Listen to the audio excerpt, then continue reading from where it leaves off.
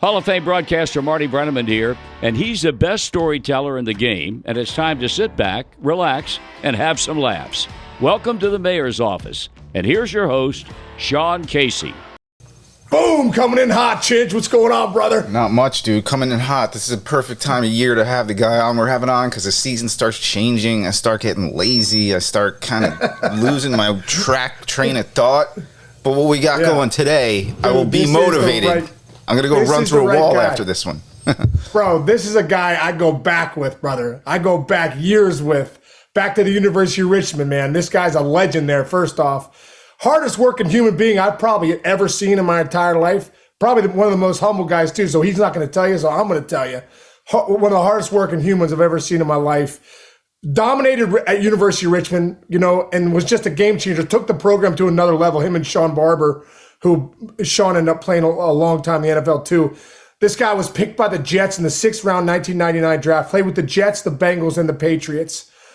Also, I think one of the biggest things was he really made his mark in the CFL, won the Grey Cup in 2002, really the face of the franchise out there in Montreal with the Alouettes, absolute stud. Has a podcast called The Megna Method, which I've been on, which is an unbelievable podcast. For anyone that hasn't listened to it, go listen to it, the Megna Method. You can find him at Marc Megna on Instagram. He's also Chinch. Listen, this guy's resume is legit. He was back in the day on the cover of Muscle and Fitness, and also Inside Fitness. Owns the #1 gym called Anatomy in Miami. I've been down there. I've been to it. It's unbelievable culture, unbelievable trainers, everything that this guy does. And listen, I just watched an incredible documentary on Prime Video called Just a Kid from Fall River, and it's about our guest today, Marc Megna. So what's up, Meg? How you doing, man? What's up, Sean? It's great to be here, man. That's like the best intro in history. That's Dude, incredible. That's incredible. I'm going to stop you. I don't care what you say. I'm telling a story right now to start. I know this is your show, but I'm hijacking. Yes, go ahead. So, I'll tell you a story. So, new to University of Richmond. I don't know anyone there. I have two stories. I'm going to start with the first one. Okay. So, I'm in the outfield. In the outfield of the University of Richmond, in right field is the parking lot. The parking lot separates the baseball field in the athletic facility. So, I'm in the parking lot watching a baseball game. Honestly, I couldn't stand baseball. You know, people in my family wanted me to play baseball. I sucked at it. I didn't understand it. And so I'm watching a baseball game at Richmond because it's the thing to do. And I know the baseball team's supposed to be pretty good. So the first batter is up. The first batter is at the plate. He hits a home run. They bat around the order. They're hammering the other team. That batter gets up again. He hits another home run. And I said, who the hell is that guy? He said, that's Sean Casey. He's unbelievable. And I said, Sean Casey just hit 2 home runs in the same inning. That's got to be some kind of record. So anyway, later on I met Sean Casey, and I'll save that story for later. But that was my intro to Sean Casey. Oh my God! Amazing. It was wild. Dude, you were introduced. It was my greatest game ever in Richmond. We were playing Old Dominion. There was tons of scouts there. I ended up hitting 2 home runs in the first inning, and I ended up going 4 for 4 with 4 homers. It was unbelievable. It was like the greatest game of my life. So I'm glad you were there, bro. Because it was unbelievable. It was unbelievable. Like, I hated baseball so much, but then I was like, all right, I got to start paying attention. Obviously, it's important, and this kid's no joke. And he goes to the same school. I think I'm a fan already, but I don't know him yet. And the story gets thicker, but I'll tell you more about it later. That's so great, bro. So great. Oh man, Megs, there's so many places to go, bro, because you know, it's funny. I was telling Chinch when we do this show, we love doing it because, you know, I love taking a deeper dive into guys that I, you know, was friends with and guys that I, you know, maybe, you know, sometimes you don't appreciate the guys that you just know. You just know they're good. You know they're going to be successful. I knew you had a wonderful career, but then when I started to dive deeper, I was like, wow, you know, it's pretty incredible.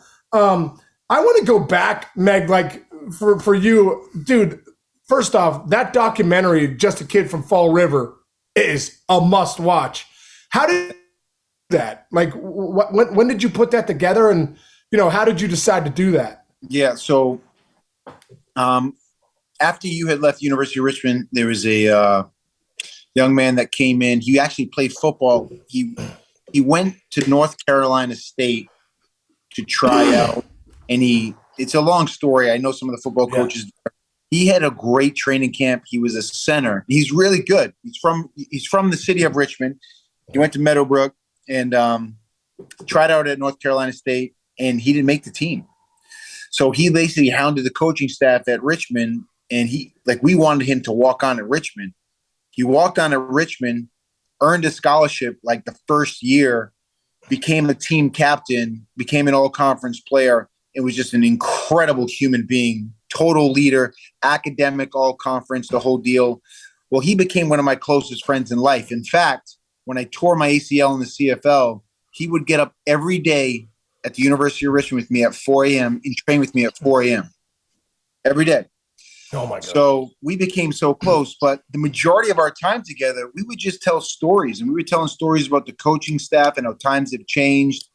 And not like it was better or worse, but there was a lot of lessons learned there. And he is a filmmaker. He's an independent filmmaker. He is one of the most talented guys I've ever seen putting stories together.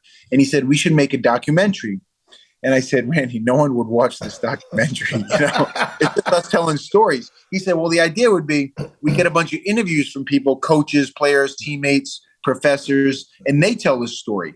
And I'm like, but who's going to listen? He goes, well, it could be a story to teach kids like it's possible, like at-risk youth.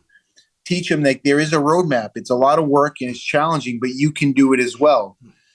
So that was a conversation. And then it just fell by the wayside. Randy, by the way, is married. His wife played basketball at the University of Richmond. He has 2 kids. This guy's one of the hardest workers you've ever seen in your life. He calls me one day and he said, hey, man, I got the first interview for our documentary. And I said, what are you talking about? He said, I got an interview. I got Coach Hansen. Oh, yeah. And I said, Coach Hansen? I said, first of all, I said, to start with Coach Hansen is a tall task, but he has Coach Hansen. And I said, I got to see this interview. He said, you don't understand. It was incredible. He said it was like incredible. So, and then he got interviews from NFL coaches, CFL coaches, college teammates, NFL teammates. And Sean, he drove to over 50 interviews by himself. Oh my God. All over the country and in Canada. He gathered all these interviews. He was dude, drove there, set up the cameras, had zero help, did everything. It's wild. My God. It's wild. I was wild. watching. You got the restaurant guy in Montreal. You got Anwar Stewart at Kentucky. I was thinking to myself, man, I wonder if did he get people to do all these? I can't believe he did all those himself. But it turned out to be an unbelievable documentary. And one thing, Meg, is learning that being from Fall River can take us back to you as a kid, because for what you've had to work at everything that you've gotten. Nothing has come easy for you, and I loved when you talked about that. Like, nothing is easy, and anything good in life you have to work for. Can you take us back to you being a kid in Fall River, and kind of what that meant to who you are today? Well, absolutely. First off, Sean, I had you on my show and you told me your story. I know everyone has adversity. Everyone has challenges. The story with Fall River was, it's a blue collar, tough, gritty town where you got to just plant your feet and stand your ground and do your best at no matter what it is you do in life. And there's a lot of tough neighborhoods. There's a lot of confrontation. There's a lot of fighting. There's a lot of stand up for yourself. And that's something that, as a young boy, I was overweight. I was super shy. I was not a fighter. I certainly wasn't tough. And I was bullied to the point where I did not want to leave our apartment. I did not want to leave. And I would go inside the apartment. I would go inside my bedroom and I would lock the door because I was so timid and afraid. But it bothered me so deeply. And one day I told my grandfather, I said, hey, I'm not going to school. And he said, why? And I was trying to make a lie up and tell him that I was sick. And he knew I wasn't sick. And he knew I was struggling with the other kids. So he took me to the local boys club and he was like a local legend. He was because he was a nice man and he cared about kids. He was the father that I really never got to know. He was his stepfather. So this guy has like zero affiliation, and he becomes like the ultimate grandfather for all the grandkids, like on our side of the family. But he was a Jewish man, World War II war veteran, and he had the biggest heart, Sean, you've ever seen in your life. He took me to the gym and basically forced me to train. He forced me to train. He said, I can make you strong and I can make sure that no one messes with you. So he's training me, and I didn't just jump into training and love it. I absolutely hated it. I never wanted to do it again. And he said, Mark, I'm just trying to explain to you that you need to keep doing this. And it's not just about muscles, and it's not about weightlifting. It's about, this is your whole life. And this is something, if you can learn to commit to this and give it your all, you can learn to commit to anything and give it your all to anything. And he told me many times, most people in this world cannot commit and stay committed. And if you can do this, I promise you, he said, I promise you, you will have great success in whatever you do. And I trusted him, and I continued to do it. And that became the foundation for the rest of my life. Wow. Wow. One of the things that hit me so hard when I watched the documentary was that now that I know your grandfather's involved, like, you know, people talked about how you were the kid that was a little heavier, and, you know, like you were saying, getting bullied and stuff. And I think your brother Mike was talking about that. Yeah. And it obviously touched him a lot, you know, with your upbringing and, you know, obviously his journey too. You know, when you look back at that, like when people started to see you change, I don't know if it was in middle school or high school when you went to the party and they got the pizza and the wings and all that stuff, and you're like, any chance you can make me a chicken salad? And they're like, what the heck? And they're like, but you were so committed to your diet too, that having the discipline then, which I don't know if any kid at that stage of their life is. Can you just talk about that too? Like, where did the discipline come from to be able to start doing it a little differently and change your body, start changing your mind to do it differently? Well, you know, there's a mixed bag of stories here. So my mother was working. My mother raised my brother and myself. My brother and myself. Yeah. And she was working all these crazy jobs. And I remember one day she brought home a box of VHS tapes. And I think it was my aunt let us borrow a VCR, and we would pop these tapes in. And there were a lot of movies, but there was also a lot of highlight films for like basketball, baseball, football. But there happened to be a lot of football highlight films in there. And when I watched them, I became obsessed with like the classical music in the background of the highlights with the voice of Steve Sable from NFL Films. And I said, like, I basically fantasized about looking like an athlete, not being an athlete, looking like an athlete. And I said, it would be so great to be an athlete. And the interesting part about this, Sean, was it really had very little to do with playing a sport. I just wanted to be respected. And I wanted to be respected so badly that, you know, that was my why. Like, I wanted the people just in my family to respect me. I thought there's a lot of harsh truths here, but, you know, the athletes in my city, they were gods. They were gods. And I wanted to look. There was a lot of things in our era growing up, Sean, right? You have lots of sports, lots of athletes. People looked up to Bo Jackson, Michael Jordan, and all these great football players, Lawrence Taylor. And then there was comic books. And I had all this fantasy in my head that maybe I can be this extraordinary athlete that does great things. And that visualization and fantasies in my head was here. And I was here, and I just tried to bring myself closer to that by doing all these crazy things. And I started to do these crazy things, and people thought I was crazy. And I'm reading these comic books, and I'm listening to athletes and how they're fanatical about their nutrition. So one day I was in like sixth grade. I remember telling my mother, I need 2 hard-boiled eggs, a bag of lettuce, and a dry piece of toast every day. That's all I need. And my mother was like, that's great. That's so cheap. That's great. So I would eat that every day. And I got in the best shape. Like, I went from like 210 pounds at like 5'4", 5'5", to 5'11", 150 pounds, like that. And by the way, I was training. Like, I was really training. I would run. I would do sprints. I would lift weights. And obviously, that's not proper nutrition. My body was just going shh. So when I saw that, now it was, holy moly, now I need to get strong and put on muscle. Right. So how am I going to do that? And because I'm from an Italian family, that's the easy part. Yeah. Pasta, meatballs. All day. Meg, so what about football? Like, football became your passion. Yeah. Why, first off, why football? I saw you played hockey too. Yeah. And I know up where you're from, bro, hockey's a big deal. I mean, it seems like everybody that's from up in New England or outside of Boston, the hockey's, a big deal there too. So why did you end up, why not hockey? And then why did football become your passion?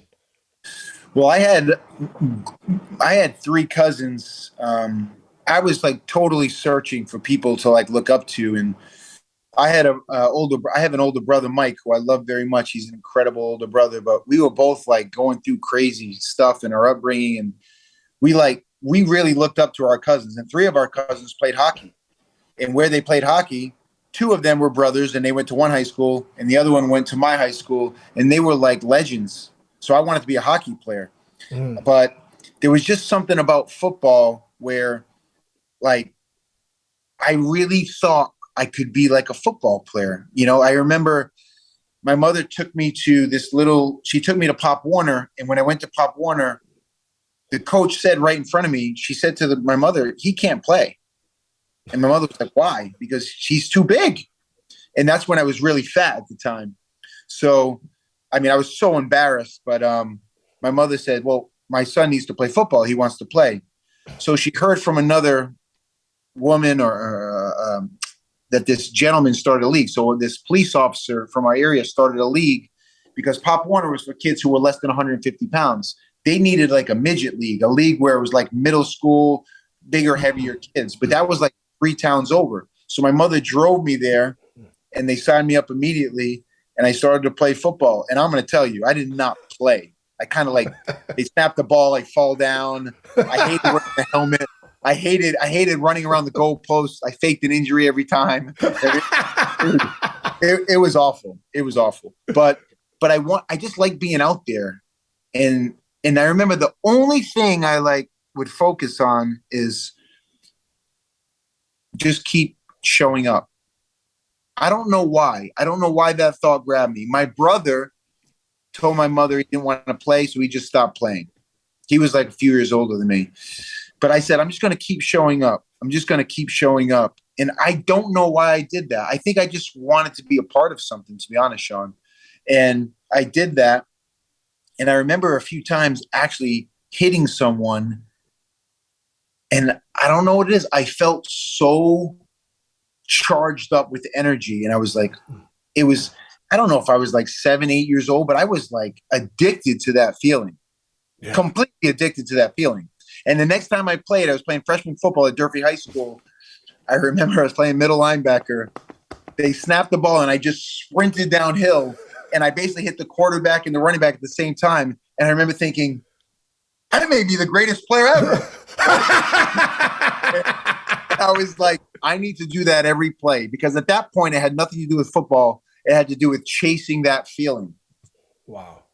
Wow, dude, that is incredible. It's funny you say that because, it sounds like, growing up, you weren't the most outgoing guy, maybe like most energetic guy.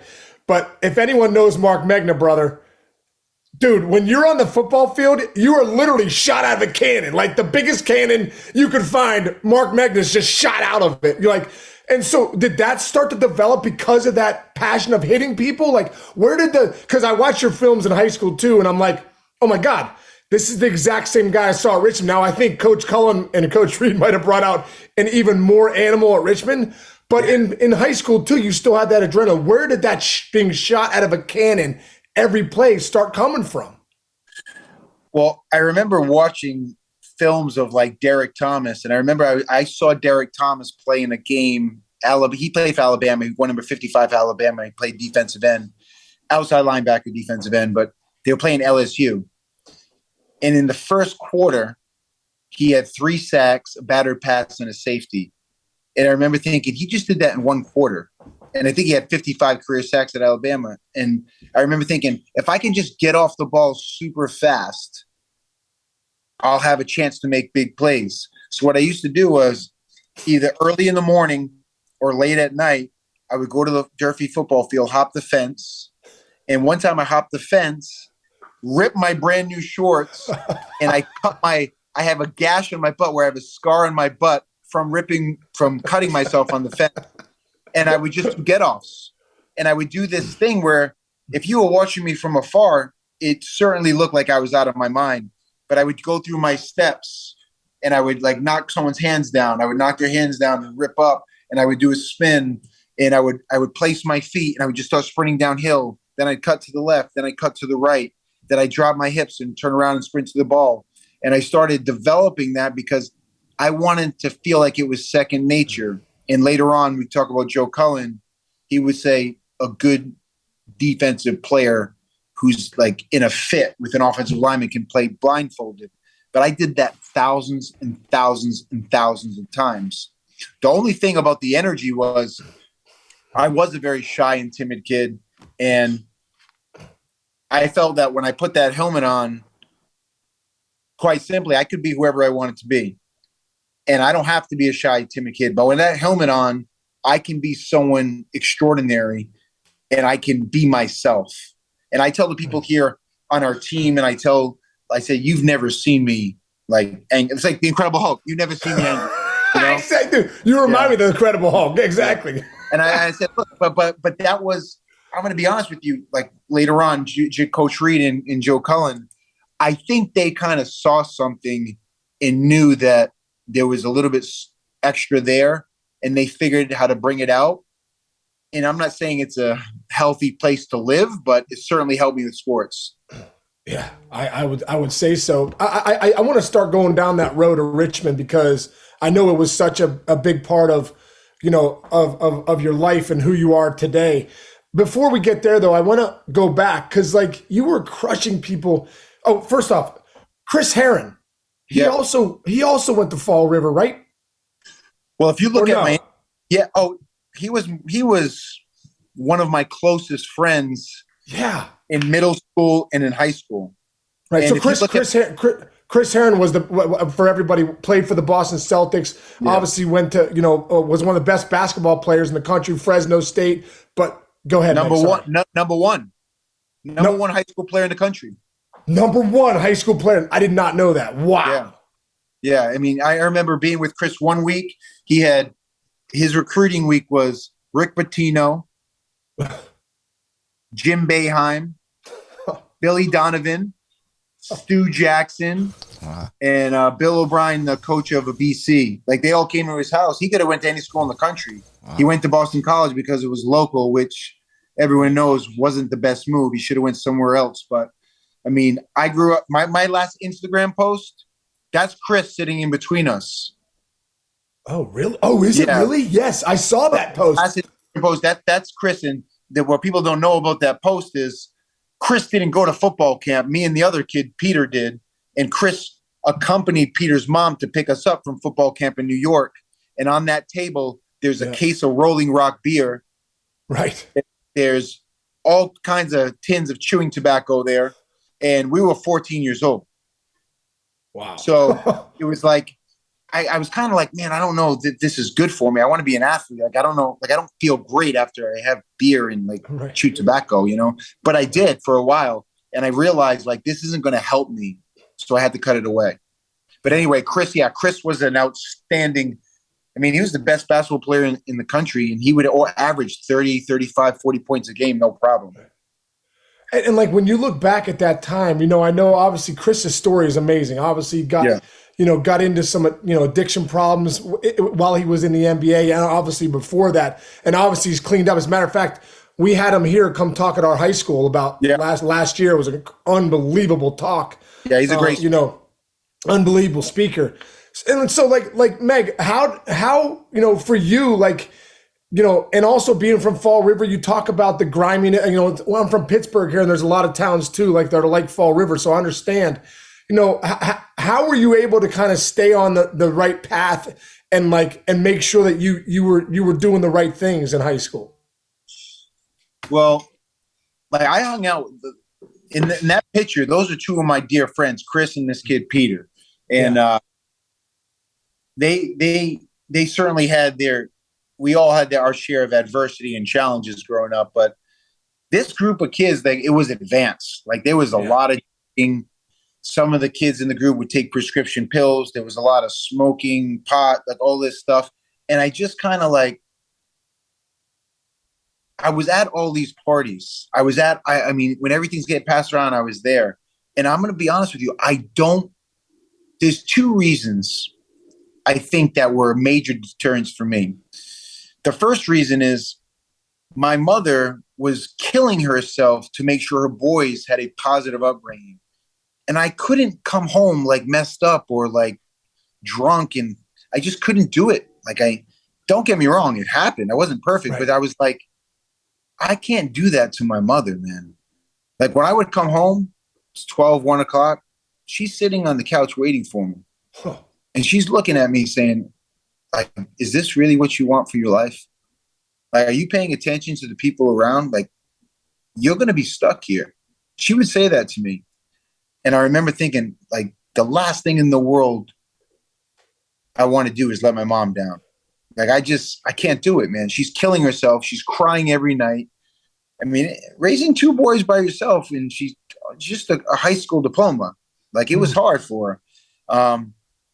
And the other one is because I never got to know my dad.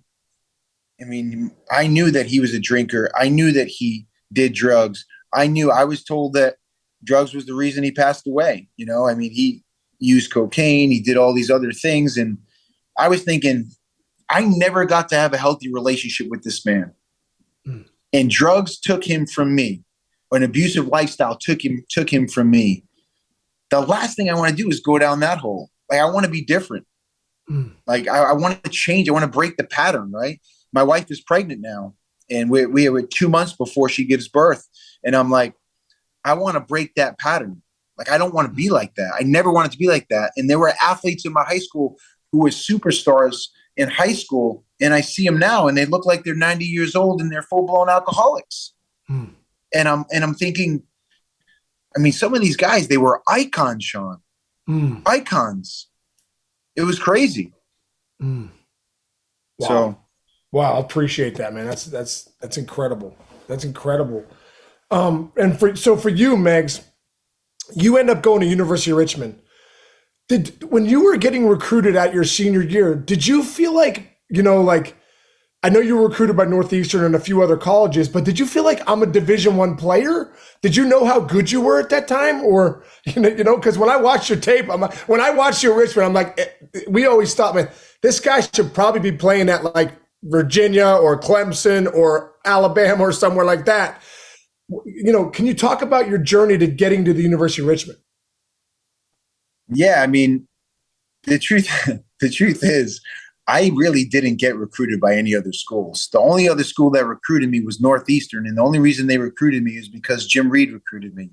And they started paying attention to me because Jim Reed came up from Virginia, and they were saying, why aren't we recruiting Marc Megna? Jim Reed is recruiting Marc Megna, and he's coming from Virginia. He's in our backyard, and we're now recruiting him. So the only reason they started paying attention to me was because of Jim Reed. But when I was in high school, I wouldn't say, listen, I thought I was a great player, but I wasn't a great player. I just wasn't. I was a hustler and I worked very hard, but it wasn't normal for scouts or big time scouts to come to football games. In fact, Jim Reed went to a football game because one of his former players who played for him at UMass said, you have to come see Marc Megna. And Jim Reed's I can't, I don't have time. And he said, look, just promise me you watch a quarter of football when Marc Megna's playing. So he shows up, and I'll never forget, we're playing a team, Bishop Stang High School, at my high school. and they have the speedy running back who I became great friends with. And they toss him the ball, and the kid starts running down the sidelines, and I stepped the wrong way. And when I stepped the wrong way, the guard came out and like cut my feet. And I was so angry and upset. I jumped up and I started running down the sidelines. And it's actually in the documentary. I started running down the sidelines, and I was like, I didn't even care about making the play. I just wanted to sprint because I was so pissed off. And then I dove and I caught him from behind and pulled him down. And I remember Coach Reed told me, when I saw that play, I said, it does not matter what else he does. He went into the locker room after the game. He offered me a scholarship. I'll never forget it. And I told Coach Reed, I said, I got to ask my mother for permission. No way. I said, I got to talk to my mom. And I said, I don't know. I said, how far away is that? And the head coach, Bob Bogan, looked at me and said, you're going. He said, you're going. And of course I wanted to go, but I mean, Coach Reed, as you know, he's a little guy, but he walks like he's 7 feet. Oh, it's so scary. He's one of the most scariest guys ever met. He can command a room, man. He is fired up. But he was like, when he walked over to me, he was like, he basically told me what I was going to do. He was like, you're going to come to Richmond. He said, you're going to be an outstanding defensive player. He said, you're going to be a captain. You're going to be an all-conference player. You're going to be a leader. And you're going to get a great education. And I was like, I'll do whatever this guy tells me to do. Because I was looking for someone to believe in who was a man of character and wasn't a manipulator. He was a good human being. And he had a track record of thousands and thousands of kids who were like, when you said Jim Reed, they were like, all day, Jim Reed. Yeah, you know? Sign me up. Yeah. Yeah. So when you got to Richmond, bro, I mean, it's incredible because now you're bringing back my heart. Dude, there's so many. And when I was watching the documentary, bro, and they had videos of Trey Teichelman there with you and Sean Barber and these guys, like, you're jumping off the bench. Like, I remember that, dude. You didn't realize it, but we were the baseball team. We were right next to you guys, dude. We were in the other half lifting. And I was like, who's this guy, Marc Megna? The freaking guy is an absolute maniac. Like, you'd be coming off the squat rack, shit would be flying. Teichelman's like, yeah.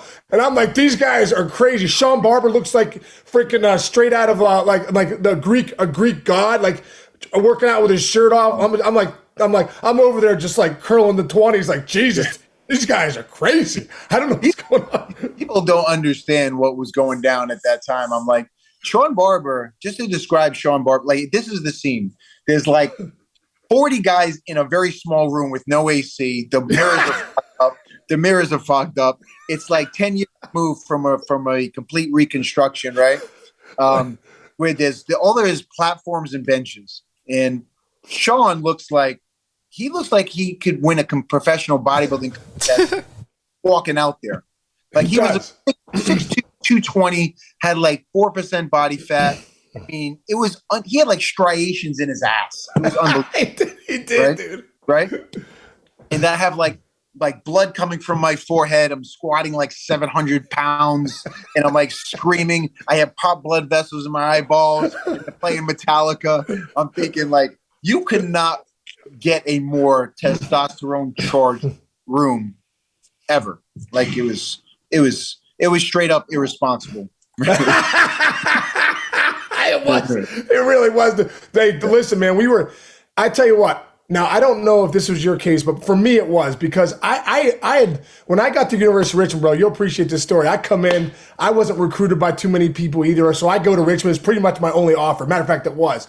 So I show up at Richmond my freshman year. Before Trey Teichelman, there was another strength coach that was, I mean, not that good at the time. Yeah. Yeah, and he was like, Teddy Barrett. Teddy Barrett. So he's like, all right, guys, we're going to bench 135 10 times just to warm up. And I'm like, 135? I was like, I don't freaking know if I've ever benched in my life, right? So I get under the bar. A couple kids are just ripping the 10. They're ready. So I get under the bar. Dude, I'm a fall freshman year. I'm like, oh, my God.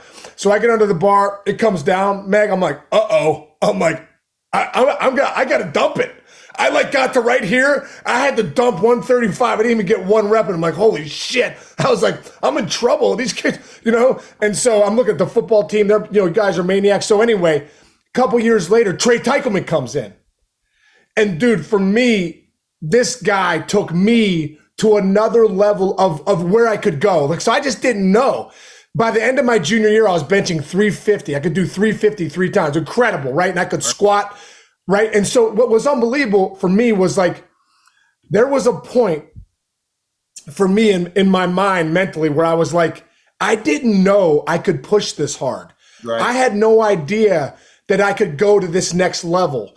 And I think I took that into my next year in pro ball and into the big leagues. And like my work ethic was at another level. And I must say, a lot of it was because of Trey Teichelman and the schedule he put together. Remember, we go get the clipboards every day. You get the schedule 4 or 5 days a week, off season, sprinting, all those 300-yard shuttles we did. I thought I was going to die. And he was like, you're not doing anything I wouldn't do. And we had to run it until everyone made it. And I loved it looking back. I'm like, it took me to an animal level of work. Did you have that same experience? Like, because obviously you were at a crazy level, but like, I almost feel like that atmosphere at Richmond, what Trey Teichelman had put us together, like I know for us, it took us all to another level. But me personally, had I not had that experience, I don't know if I'd do what I did in the big leagues.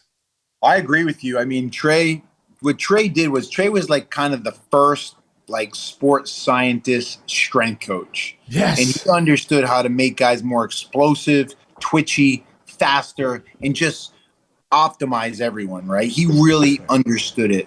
And I remember when they took the human resources department, which human resources back then was like they would build things. That's what they called it at the University of Richmond. And they built all these platforms. We had never seen a platform before. I didn't know what it was for. And then we were doing like power cleans, hang cleans, drop cleans, snatches. And I was thinking like, I've never done any of this before, but I love it. And I was like, I feel good. And then I would, like, it was an ultra competitive environment. And you were pushing and they would ask a little bit more, ask a little bit more, ask a little bit more. And that was kind of like the catalyst for everyone kind of bonding and coming together to like be next level athletes. And I came in, I was like 219 pounds. In high school, I was 230. I was 230 in high school. And then when I got there at Richmond, we were doing so much running, I got to 219.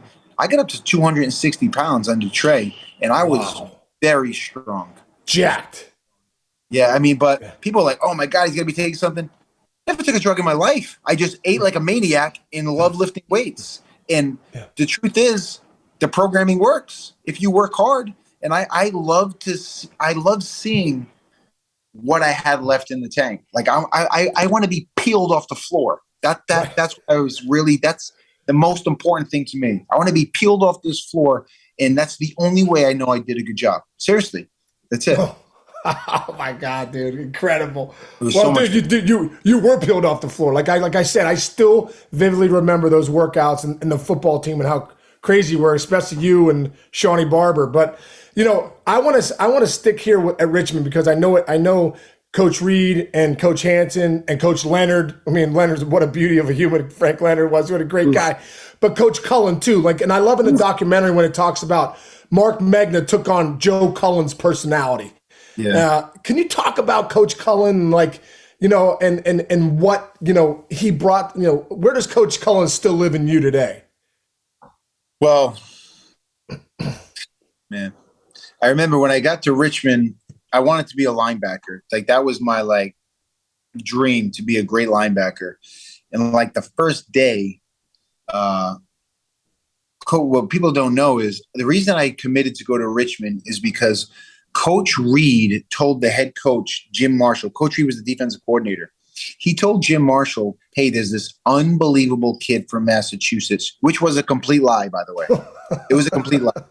And he said, okay, Jim, just let's see the tape, and then let's offer him a scholarship. And Coach Reed said, you know, that's the thing. I can't find the tape. I don't know where the tape is, because there was no tape. There was no tape. So Coach Reed would say, I'm just telling you, this kid, he's like, I don't know what it is. It's special. It was completely made up. And so Coach Reed got one, like a freebie, and it was me. So I go to Richmond. But before I get to Richmond, Coach Reed calls my coach and says, bring Mark up to Boston College. And I said, oh my God, I'm going to get a scholarship to Boston College. No, Coach Reed left Richmond to become the defensive coordinator at Boston College. And I was thinking, this is a nightmare. I'm going to the University of Richmond, but don't get me wrong, I'm happy to get a scholarship, but I bought into Coach Reed. I could care less about the beautiful buildings and all that. I didn't care about that. He goes to Boston College, so I thought I was going to go to Boston College. But the thing was, I wasn't good enough to go to Boston College. So now here I am at Richmond, and I get moved from linebacker to like scout team linebacker, and I'm like, I'm never going to play here. I'm never going to play. Like, no one cares that I'm here. Everyone thinks I'm terrible. The only guy who believed in me was Jim Reed, and he's like 1,000 miles away. So Richmond lost a bunch of games, and then they had a search for a head coach. Enter Jim Reed. He was hired, and I was oh man. Oh my God. I like begged. I went to talk to the athletic director and said, I'm just going to tell you, like, I committed here, and all these other guys did for Coach Reed. And I was like, I'm just telling you that we will play for this guy. And he was like, well, we appreciate that. That's not why they hired him. They hired him because they had a great reputation, and he was a wonderful coach, man of character. Well, I'm thinking I'm going to be a starting linebacker here.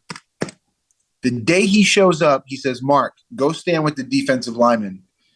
And I'm thinking, why? Why would I go stand over there? I'm too, like, I'll go stand over there for like a couple minutes, but whatever.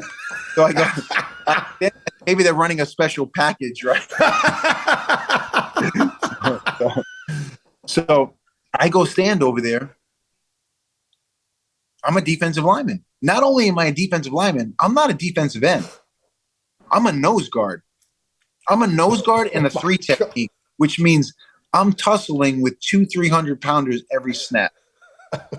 And after practice, I go to Coach Reed and I say, Coach, I said, I'm 225 pounds. There's no way. I can't, he's like, Mark, you're going to be an outstanding defensive lineman. Get out of my office. I swear. That was the conversation.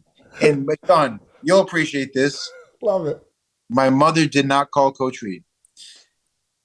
No one else called Coach Reed for me. There was no mom from the PTA showing up saying, hey, my son is not being taken care of. It was, you're a defensive lineman. We're going to teach you how to play. Get out of my office. Oh my God. So then, as you know, when you become a defensive lineman, your coach is Joe Cullen. and most kids, like Coach Cullen, it wasn't like everyone wanted to play for Coach Cullen. That's a complete lie. They were in fear of him. They were in fear of him. Let's be honest. I was scared of him. I was scared of him in the weight room. I'm like, who's that guy? He's an absolute man. That's Coach Cullen. Yeah. 5'10", 240, forearms like, telephone poles. I mean, angry, upset, never kind, like just complete, like call it whatever you want. This is the best analogy. If anyone's ever seen the movie Whiplash, okay? Yes, the drummer. The music teacher. Yes. Exact same person. Oh my God. Exact same person.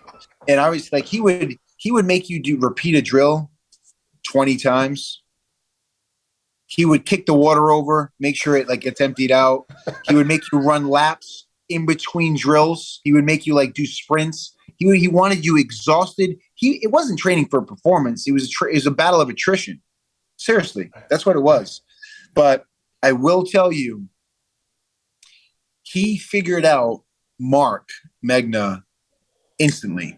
He knew exactly what motivated me. He knew exactly how to push my buttons, and he knew exactly how to make me play 1,000 miles an hour. And I was like, I didn't want to go there because it was such an unhealthy place I knew it wasn't healthy.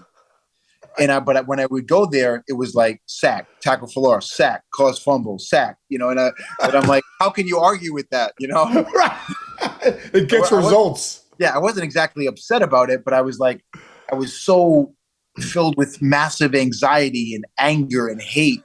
But then it's like, okay, now go get him, Oh my God, dude.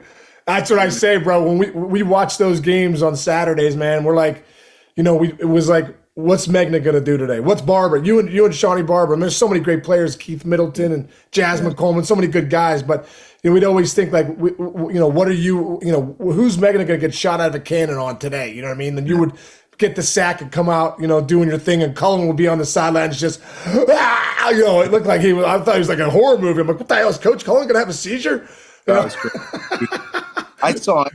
Like that people won't even believe the stories. Like it sounds made up. It sounds made up. But I'm saying, no, that happened. Like it was like, I can't even say it. I don't even know if I can say it on the show. It's just, dude, you got to give us one Coach Cullen story where you're like, I can't believe that happened. Oh man. Like, all right. So we're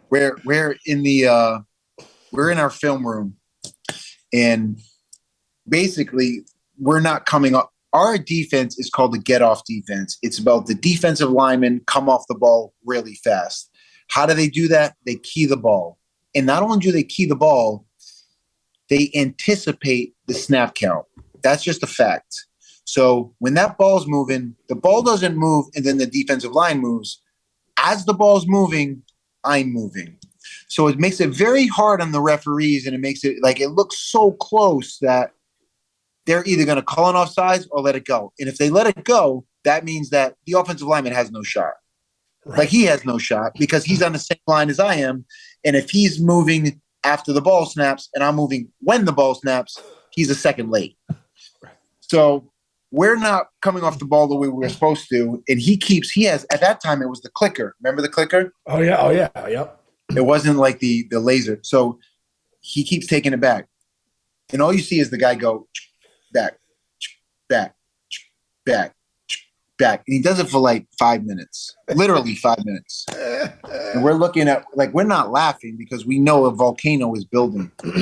And he says, like, I'm just going to tell you guys, like, we will never, ever, ever win a game if we come off the ball like that. So one kid, I guess he like coughed, and Coach Cullen thought he was laughing, and he took his fist and he smashed the podium, and it went in 1,000 pieces. It sounded like a bomb. Oh my God. Well, it wasn't funny. It was like everyone was like, yeah. And he went out to practice. He said he just threw the clicker and he just went out to practice. Like he didn't want to like go through films anymore. And at practice, I've never seen someone so upset. His nose is bleeding. He's sweating bullets. He's got bugs all over his face from the field. He's like taking bugs off his face, putting them in his mouth. And he's so charged up, and he's standing behind defensive linemen, pushing them in the ass to get off the ball. And it wasn't like you can't do any of this stuff nowadays. Like it just doesn't fly, right? But the 4 defensive linemen we had came off the ball so aggressive. We would sack the quarterback 7-8 times. It was wild. Like I think we had over 120 in a season. It looked like jailbreak. They snapped the ball, and it was pretty comical. But that was all because of Coach Reed, Coach Cullen, and we came off the ball. But some of the antics, and if you put your head down, he thought you were sleeping, so he'd make you stand up on your desk, on your chair, facing the back of the room for an hour, by the way. For an hour. Did that ever happen to you or no? No. Yeah, right. Never. But like you said about the water, the crazy thing back then, I remember when I was in high school, it's like nobody's taking a sip of water until we do these 300-yard dashes, and it's like, wait, what? It's 109 degrees out. Like, it's crazy. How old are you? I'm 44. I played in high school, and like they wouldn't bring the water out. Right. They wouldn't bring the water out. And I'd say, where's the water? Someone forgot to bring it out. Now, they said, but it would be like on the other field. It's out there. Technically, it's out there. Dude, that's incredible. Man. Sean, the summer in Richmond, how hot is it? Oh my God. So hot. Ridiculously hot. And humid. Like your equipment, they would just have to lay it out because it looks like you jumped into a swimming pool with your equipment. It was crazy. Were you there the year we sent like over 20 guys to the hospital because they were taking creatine and they were cramping up? Oh, yes. The cramps, full body cramps behind my ears, going to the hospital, getting 3 bags of IVs. I think he can practice this afternoon. You do that now, a guy's not practicing for a week. Oh yeah, and you're fired. If the coach, you'd be like, oh, they made him do that. They're fired. You know what I mean? Yeah, it's abuse now. I'm not pounding my chest saying this is good, but these are not made up stories. This is real. I know, dude. I love it. It's incredible. It's incredible. So your time at Richmond, brother, was unbelievable. You end up becoming, like you said, a dominant nose tackle. That ends up getting drafted by the Jets out of Richmond. Can you take us back to that? What was that phone call like for you? And what was your mind like when you're like, oh my God, I'm here 4 or 5 years earlier. I can't get a freaking college scholarship. And now I'm getting a phone call from the Jets from the NFL. Well, that was one of the things Coach Reed said, Mark, one of the reasons he didn't, when I was getting recruited by Coach Reed, he said, Mark, I know you can start at the University of Richmond. You can be a captain. You can be an all-star. But I said, and play in the NFL. And he was like, I really wanted to play in the NFL. And he didn't say anything, but later on he told me, I didn't want you to be disappointed.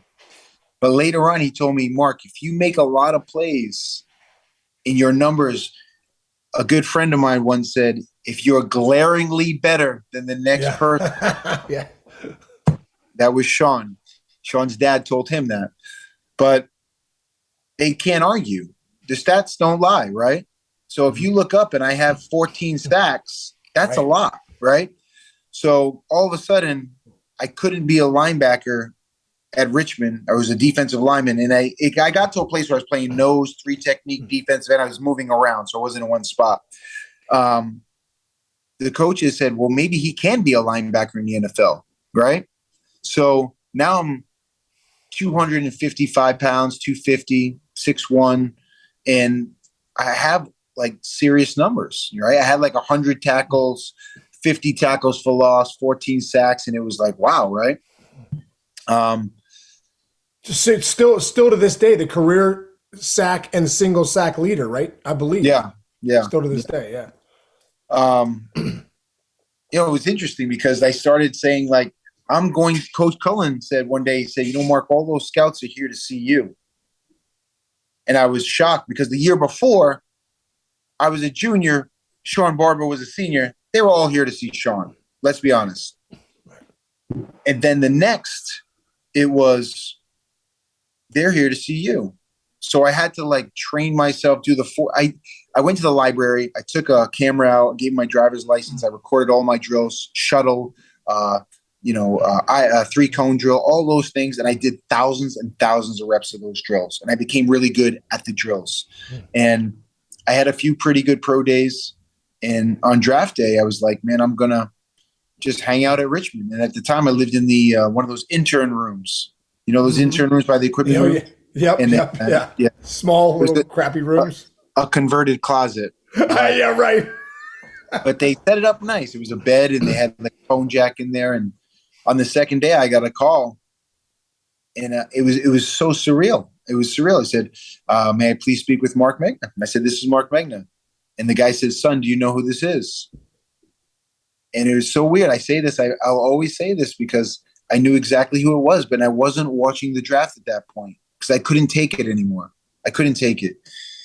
He said, Mark, this is Bill Parcells. I'm the head coach of the New York Jets. And I was like, what? I said, I mean, my body right now, goosebumps shoot through my whole body. And I said, hey, coach, how are you today? He said, I'm good, son. I'm good. He said, I have a few questions for you. And I said, shoot. He said, can you play linebacker for me? I said, yes, sir. He said, can you rush the passer for me? I said, yes, sir. He said, can you play special teams? And I was like, yeah, sure. Whatever. And he said, welcome to the New York Jets. And he said, I'm going to put you on the phone with this person's going to arrange your trip. Did that, hung up the phone. And I just started crying. I remember I started crying in the room, and I'm just sitting on the floor, and I was like, I can't believe I did it. Huh. Like, I can't believe I did it. Like, my whole life people told me, like, I'm telling you, like, so many people told me it's not possible. And Sean, nowadays it's like, hey, be honest with kids. Not every kid's going to play in the NBA. Not every kid's going to play in the NFL. But why is it your job to tell them it's impossible? Why would you do that? Why wouldn't you just let them just push themselves and get as far as they possibly can? Because worst case scenario, maybe they have a great high school career, get a scholarship for college, get a great education, learn some discipline, learn some structure, play a beautiful game, learn about personalities, how to be social, learn about the essence of teamwork. Why is everyone in such a rush to tell kids what's not possible? I don't understand it. Because I have to be completely honest with you, Sean. I was almost that kid that gave up because everyone told me it wasn't possible. I almost gave up because they said, you're not very fast. You're not very strong. Mark, to be honest with you, you're not a great athlete. I almost believed them, Sean. And when I say them, I mean every single person who said, you got to be realistic. Be realistic. Right. So it bothers me. It bothers me when other people put limitations on other people. It bothers me. What was it inside you that decided not to believe them?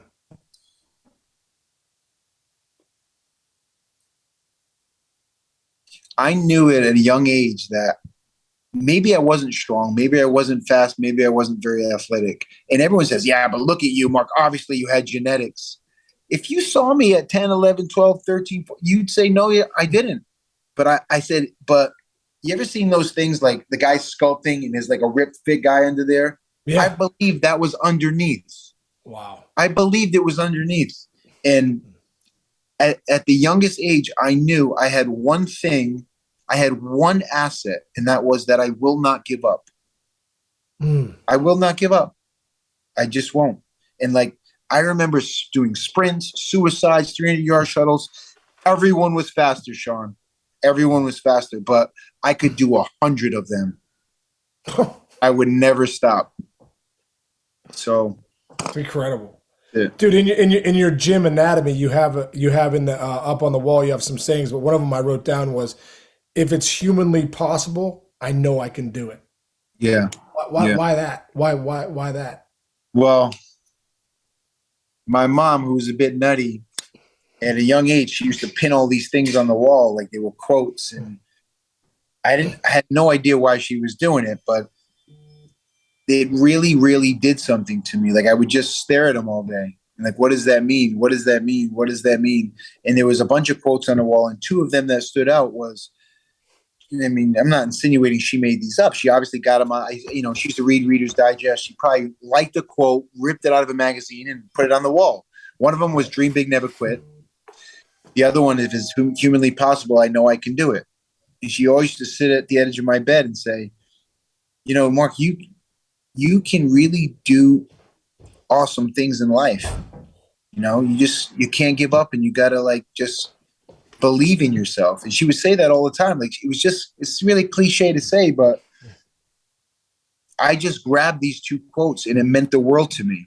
And I would read them every day, and I would walk in the room and I would just touch it. And I would it just became a part of me, and I put it in my locker, the University of Richmond, and the rest is history. Wow.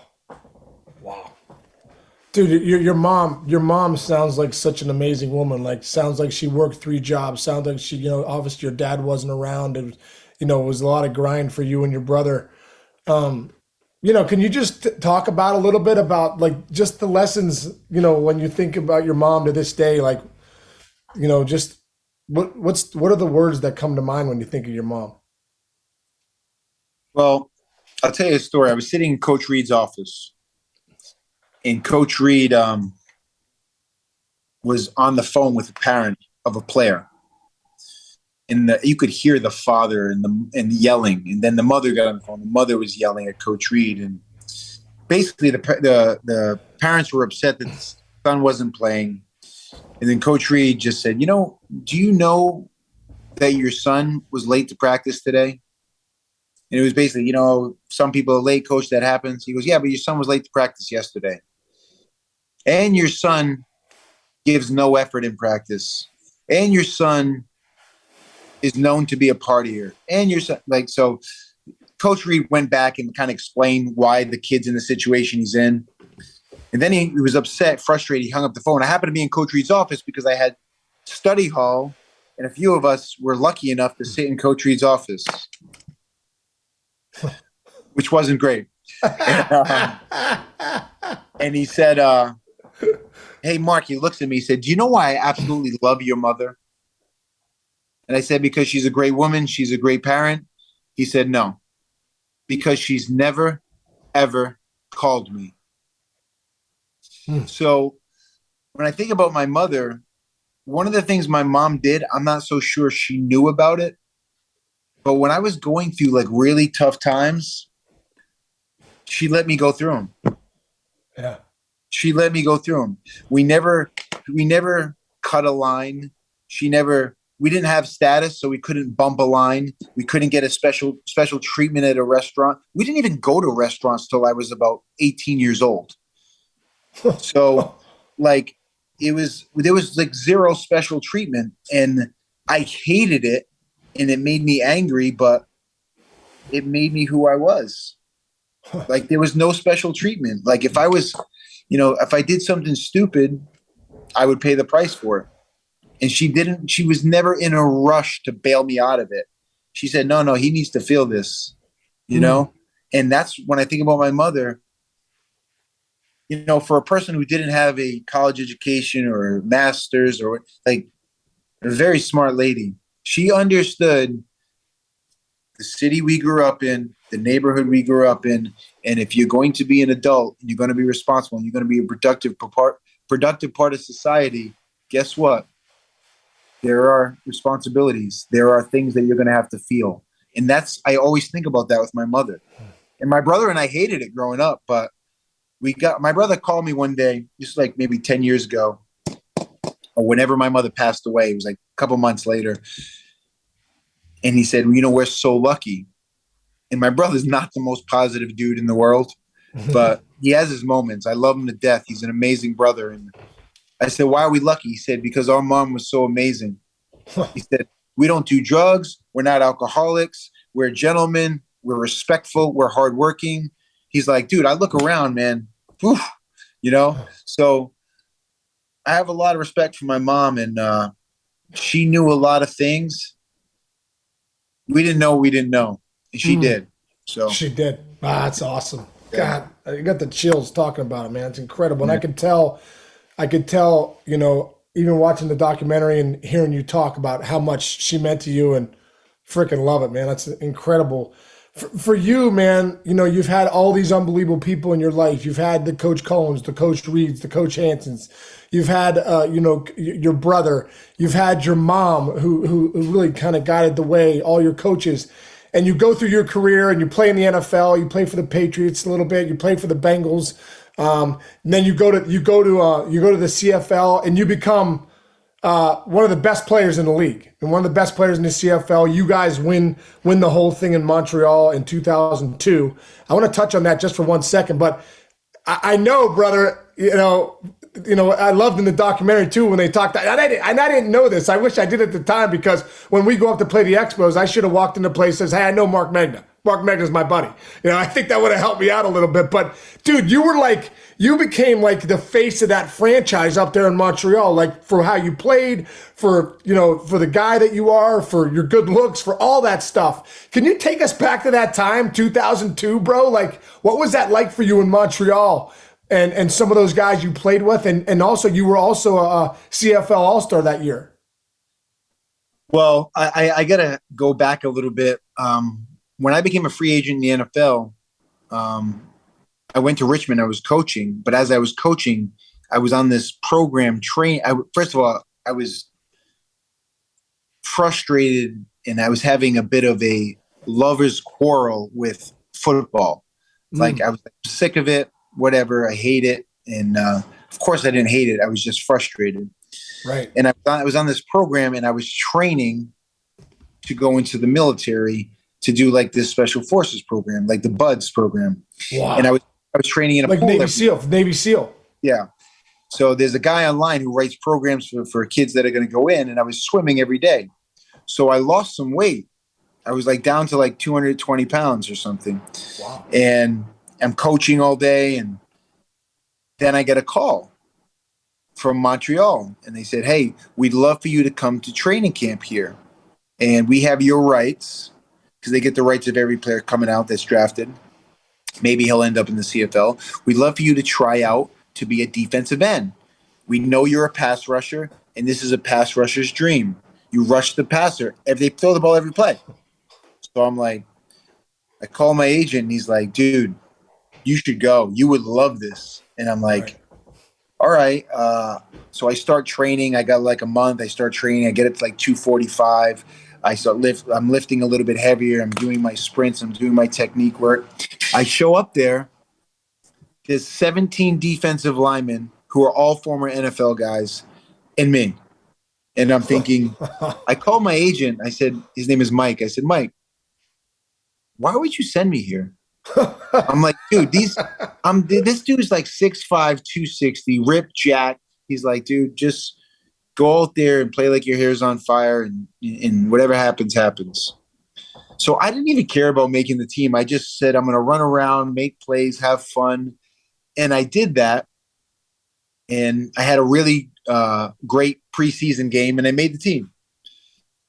And it was weird because I didn't know much about Montreal. I knew the last time they won the Grey Cup was 1977, and the head coach was Marv Levy from Buffalo. Wow. Yeah. So we started playing, and we were winning every game. I don't know if we went 18-4 or 16-6, whatever it was, but we like blew people's doors off. It was unbelievable, right? And our head coach, God rest his soul, was a guy named Donnie Matthews, who he was like the all-time winningest coach in CFL history. Not at the time he wasn't, but when he got to us, he was like this cowboy coach who was like, he was like 60, 65 years old. His girlfriend was like 25. And I'm like, who is this guy, man? And he appreciated the way I worked, the way I hustled, the way I played. He was basically, I was like a captain. He would put me in different spots, and I was like, he put Mark over there, and I was thinking, this is great, right? So I started making all these plays, and we went all the way to the championship, and we won the Grey Cup in Edmonton. And I didn't realize how huge it was, right? To me, it wasn't the NFL. It's not a big deal. But it's a big deal up there. It's a big deal. So, there's like 500,000 people at the downtown parade in Montreal. I mean, it's crazy. So, the Montreal Canadians are at our parade. Like, we're going out on the ice before the hockey games. We're at restaurants. We're doing these tours. We're signing autographs. And it was wild. Like, I never saw anything like that. They were absolutely worshipped. And I remember the next season, all my friends, you remember Matty Davis, Pete Sousa, and those guys? Oh yeah. They came to a game. And I happened to be an all-star from the year before. So there was like a 100-foot billboard of me. That's what I heard. That's awesome. And as we're pulling up, I see this big billboard, and Matt Davis is like, he goes, you're like Brett Favre, bro. And I was thinking, I don't even know how this happened. Like, I don't know what's going on here, right? But all I know is the people are incredibly nice. One of my closest friends in life, his name is Massimo Lekis. He lives there. He was in my wedding party, one of my best men. And I had the time of my life there. I had the time of my life the whole time. It was wild. The greatest city too. It's the greatest city. Like when we used to play the Expos before they, weren't a franchise anymore. I mean, we used to love going to Montreal, man. It's unbelievable. It's just such a sleeper city. People don't understand. I go, you don't know what's going on there, man. And I was a single guy there. It was wild. Oh, I'm sure it was wild. It was wild. I was thinking, it was crazy, man. It was a wonderful experience. I had great teammates. Anwar Stewart became one of my closest friends. He's now a defensive line coach at Kentucky. We had time of our lives. We had a lot of fun. I mean, it was That's a lot of fun. Like, we would laugh about stuff and have a good time. And we knew everyone in the city, everyone. that's so great, man. That is so great. Fast forward when, you know, I know you had gotten hurt and then you got released by the Alouettes. And in the documentary, you talk about that's when you really went to a dark place. So can you talk about that dark place and talk about what it taught you? You know, basically what it taught you. I've been in a few dark places too. I understand the feeling. So I guess I'm asking you, you know, what did that adversity teach you? Well, you know, my from a young age, my identity became I'm a football player. And like that's what I do. I lift weights, I do sprints, I watch my nutrition. Like, my whole life I live like a rogue warrior. And that's like who Right. I am. And I'm very, very comfortable in that role. Now, when I didn't really have a lot of skills outside that role. And when football came to an end, it's like I say, when you're like a very well-known, popular, the guy, to people aren't returning your phone calls the next day, Right. like, that's a very humbling experience. Very humbling experience. And I would like go out every night, like with friends, and I'm thinking, what am I doing? Like, I'm not even like a party guy. Like, why am I going out like this? And I kind of made it. It was one day I was in a store and I was buying things for my house, and things you don't necessarily need in the house. Use your imagination. Right. And I was thinking, why? What am I doing? I basically just left the store, and I'm like, I gotta focus on my next step of life. I gotta get my act together. I was just, to be honest, when you look back, I had a conversation with someone recently. I didn't realize how depressed I was, but I was depressed, man. I was really depressed, and I realized, like, I am no longer a football player.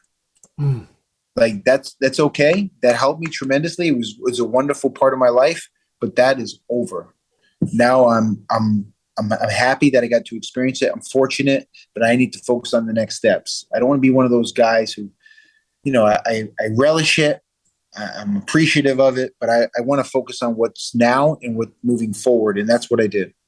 And dude, to kind of bring this to a close, I do want to touch on anatomy before we're done. So you end up starting this unbelievable gym in down in Miami, which has been ranked the #1 gym down in Miami for a while now.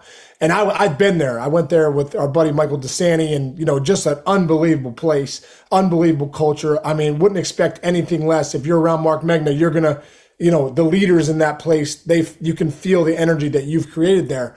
So I guess in this new stage of your life, bro, which has been going on for years now, you know, what's your why now? What's your why for doing what you're doing? Well, firstly, I'll tell you, like, I always wanted to have, after I got into fitness, I wanted to have a facility, but it wasn't really just about having a gym. It was about, I knew that I feel my best when I'm a part of something, when I'm a part of a community. Like, I like that. I like being around a team. I like being around other leaders. I like being around developing young people. Like, that's a big part of my life. And I met another guy who wanted to create a gym. And I didn't know him that well, but a mutual friend knew him. So we talked, we chatted. I liked him. I talked to a few people. They said positive things about him. His name was Chris. And Chris found his space. We kind of put our heads together. And another friend of mine, who was a good friend of mine, who he was an investor, smart guy who I looked up to. He trusted us to do this thing, and they've been really great people, really great business partners, really great team people, and I've done everything possible to try to do my best to honor my side of what I'm supposed to do, and it's turned into a wonderful community where we have great young men and women who have created a special environment. And that's when we talk about culture.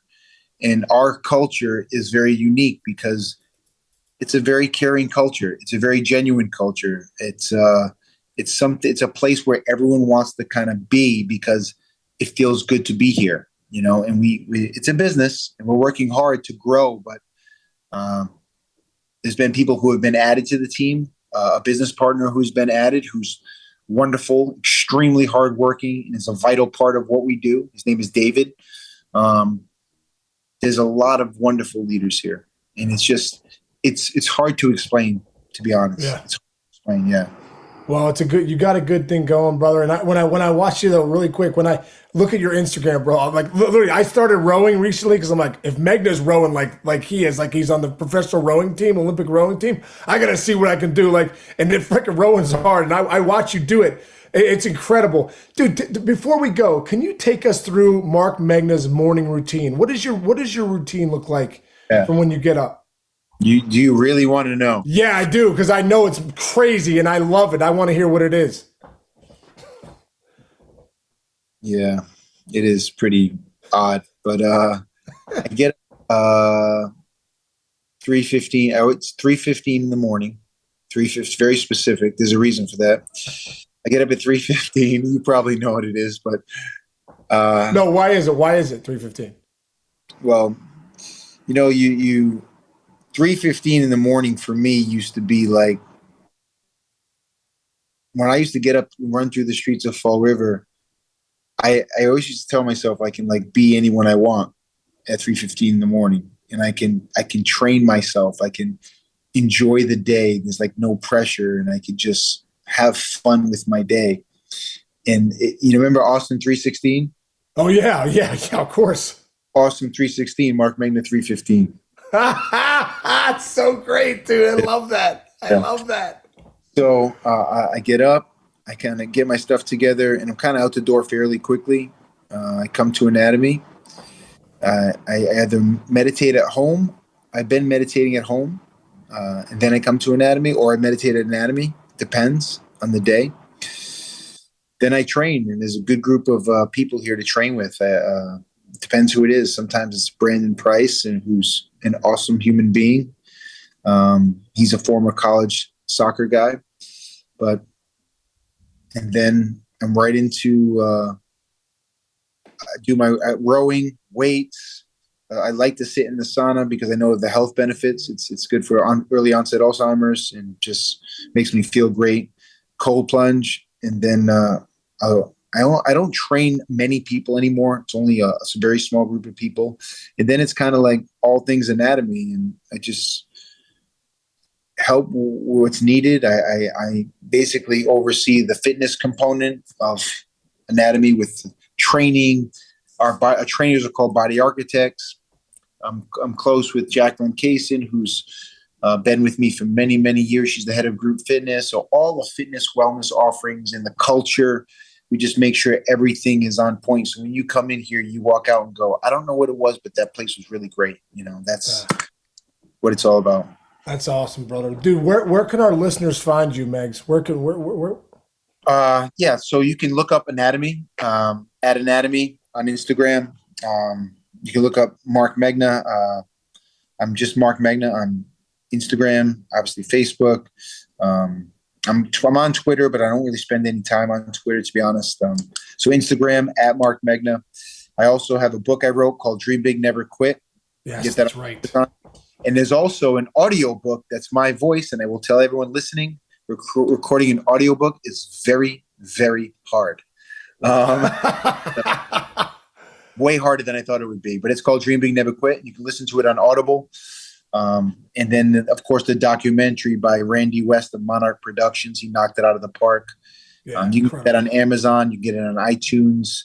It's a really special documentary. And if you like sports, it's football weekend. It's a lot about, you know, the movie's really, it's about me, but it's really about the people that I was fortunate to be around, people who poured into me. And it's really for like young people, anyone chasing a dream, at-risk youth, kids trying to stay on the straight and narrow. And was really special. And Randy West worked really, really hard on this, and we're still trying to get it out there. We're still trying to get it out there. So check it out. Incredible. Yeah, check it out. Anyone that, if you want an unbelievable documentary, go check out Just a Kid from Fall River. It's incredible. The Marc Megna story is incredible. Meg, you're incredible, dude. Thanks for taking the time, bro, to sit down with Chinch and I, man. I've been really looking forward to this, and hopefully, like I said, I get a chance to get down to Miami and see you at some point, because I'm sure I'll be down there at some point. Wait, I got to tell my last Sean Casey story. Yes, tell it. So at the time, the University of Richmond was not a dry campus. They had fraternities. Yeah. So to get into a fraternity, you were in a fraternity. I was in a fraternity. I was in Sig Ep, yeah. Yeah, Sig Ep. So it was hard to get into those parties. You have to be on the list. Yeah, it's ridiculous. So I got in this party, and I'm at the party. Everyone's there, and I'm just there, and I'm pretty stoic. I'm not really talking, and this dude spills, like, I don't know if it was one full beer or 2 beers, and I was like, all right, I go straight into this psychotic serial killer mode. I'm going to destroy this human being, right? And the guy, he totally disarmed me, because he was like really nice and friendly, and like in less than 15 minutes we're talking, and I'm like, I feel like I've known this guy my whole life. With Sean Casey. That's so crazy. That made my second intro to Sean Casey. And then when I left, I said, oh my God, I think that's the baseball player. And I'm like, I really like that guy. My clothes are drenched in beer. Well, dude, what's funny is I remember that, because you didn't say much to people, and I just knew who you were, and we had talked a few times in the weight room, all that stuff. But I was like, when I had spilled those beers on you, I'm like, oh my God, this is not the guy that I want to spill beers on. I just went into freaking, Mr. Rogers mode as quick as I could. I'm like, bro, what's going on, man? I'm so sorry. Maybe we could be friends. So I remember that. So thank God, bro, you didn't go freaking crazy Marc Megna on me and kill me, because you had every right to.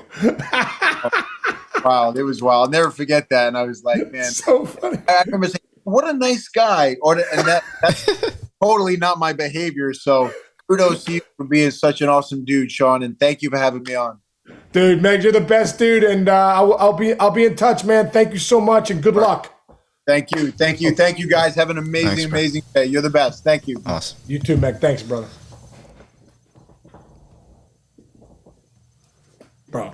So cool, man. I love hearing the stories. I love the college stories just in general, because it's such a, people go to the pros and stuff and don't go to college. That college experience, think about all the things you guys talked about just in a short time that you knew each other, and how they like changed your entire life. Shaped your entire life, both of you separately. And the people you meet, and you hope that you run into coaches that, like Coach Reed and Coach Cullen, Coach Hanson Knight, Coach Atkins, Coach McQueen, Coach Wayne Smith, like those guys impacted my life forever. I'm so grateful, and the teammates that I had. But University of Richmond was such a great place, man. Just a great college, great atmosphere to develop as a young man.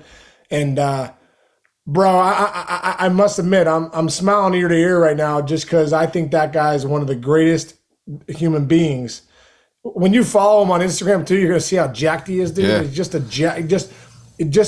just his motor runs differently. Like I said, Marc Megna 315. It's when he gets going. And by the way, I know he's a married man. He's having a kid, but ladies, check out his Instagram. You'll probably appreciate it. Listen, watch the kid from Fall River, bro. The bottom line is, I didn't want to say it, and I said you're a good looking guy, and he got all like, oh man.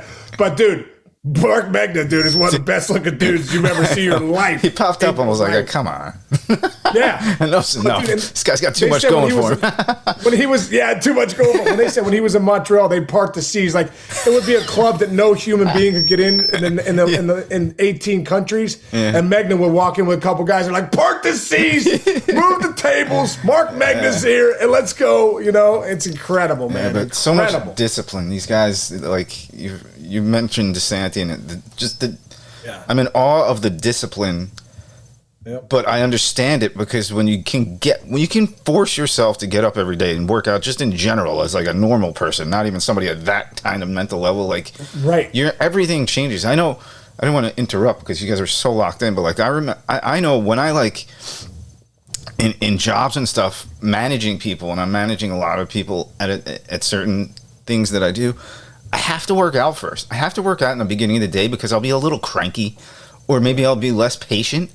And there's just something about, feel good, act good, think good kind of thing. And obviously he's at the pinnacle of that kind of lifestyle. So it's crazy. Well, dude, it's energy management. We talk about it. And the bottom line is when you work out, you're right, Chinch. The science behind it is you get 12 hours of sustained energy after you move your body and really work out intensely, even if it's for 10 minutes. If you did 10 minutes, if you went to your driveway and you did 10 sprints in a row, you'd be setting yourself up for the day. And that's what I think people think that, oh man, I don't exercise. No, start taking a walk.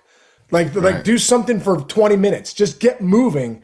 And you'll as the human body and the mind-body connection, it changes things. And that's why like Megna is so high energy. He really takes care of himself. And I love what you said. The discipline, the commitment, and the consistency. Marginal gain. Show up every day. Do something for yourself every day. Take care of your energy. You'll see things change during your day. Like I said, you just got to create the habits and have a commitment to do it consistently. Yeah, you got it, man. Anyway, incredible, great bro. stuff, dude. Another great one, man. Great stuff, bro. You're the best. So glad we did that. Oh man, Megna, I had so much more stuff, and obviously didn't want to take up his time. But we gotta do a part two. We'll do a part two. I'm like, yeah. So it was great, dude. It was great. Awesome. I love you, brother. Love you, bro. Everyone out there that's listening, I hope you enjoy this episode. If you don't, you gotta get a hold of yourself, and because it was incredible. Yeah. And like I said, download us, subscribe. And keep passing this on to people. We want to keep getting this out there, and we're really enjoying doing this and getting some great messages from great guests. So, all right, brother, I'll talk to you. I'll see you this week. All right.